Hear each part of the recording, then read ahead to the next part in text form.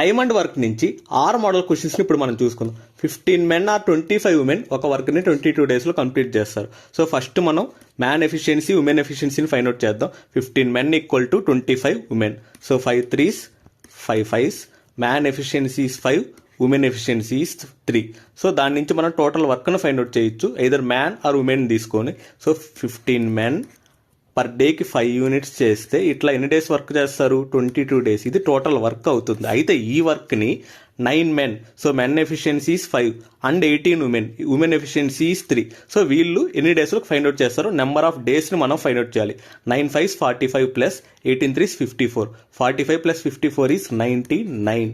So 11 2s 11 9s, 3 3s 3 5s, 5 5s 25, 25 into 2 50/3. 50/3 is 16. 2/3 is the answer.